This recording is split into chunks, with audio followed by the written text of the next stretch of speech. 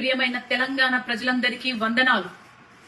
గౌరవనీయులైన పవన్ అన్న గారు, మీరు ఒక నటుడుగా, గద్దరన్న అభిమానిగా తెలంగాణ ప్రజలు ఎప్పుడు మిమ్మల్ని గౌరవిస్తానే ఉంటారు. కానీ తెలంగాణ ఆవిర్భావ దినోత్సవం రోజు మీరు మాట్లాడిన మాటలు ఒక తెలంగాణ ఆడబిడ్డగా నేను ఖచ్చితంగా ఖండిస్తున్నాను.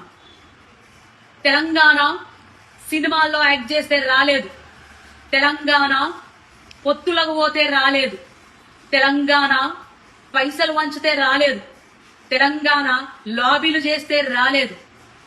తెలంగాణ పోరాటం ఓ సాయుధ పోరాటం. తమ రక్తం చిందించిన గడ్డగా నిలబడ్డ తెలంగాణ బిడ్డల త్యాగాల పోరాటం. తెలంగాణ ఒక ఆత్మగౌరవ పోరాటం. ఎవరిని ఒక బాధ పెట్టకుండా, ఎవరిని హింసించకుండా తమను తాము ఆహుతి చేసుకున్న శ్రీకాంత్ చారియే సాక్ష్యం. తెలంగాణ పోరాటం ఒక సాంస్కృతిక యుద్ధం.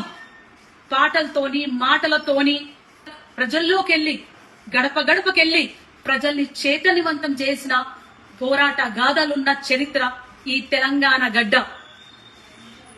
మా భూములు మావి, మా నీళ్లు మావి, మా పాలన మాది అనే ఒక నినాదంతో పల్లె పల్లె, గడప గడప త్యాగాలు చేసి సాధించుకున్న పోరాట గడ్డ. తొలి దశ తెలంగాణ పోరాటంలో 2000 పైన అమరులయ్యారు. అది ఆన్ రికార్డ్. కానీ ఎంతో మంది అడవిలో అన్నలు తెలంగాణ కోసం సపోర్ట్ చేస్తూ వాళ్ళని ఎన్కౌంటర్ చేయించబడ్డారు. అట్లాగే మలిదశ తెలంగాణ ఉద్యమంలో ఎంతో మంది విద్యార్థులు, 1200 మంది విద్యార్థులు అమరులయ్యారు. జేఏసీ ఆధ్వర్యంలో ఎంతో మంది గవర్నమెంట్ ఉద్యోగాలకు తీసేశారు.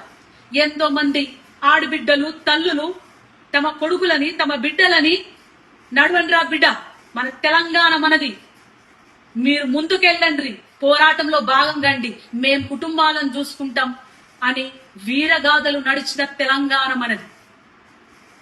ఎస్, మీరన్నట్టే ఈ తెలంగాణ గడ్డ మా అయ్యల జాగీరే. మీరన్నట్టే నిన్న తెలంగాణ గడ్డ మా అయ్యల జాగీరు, ఈ రోజు మా జాగీరు, రేపు మా భావితరాల బిడ్డలు తెలంగాణ వారసులు. ఇది మా గడ్డనే, మా తెలంగాణ గడ్డనే, మా త్యాగాల గడ్డనే అని తెలియజేసుకుంటూ జై తెలంగాణ, జోహర్ తెలంగాణ అమరవీరులకు.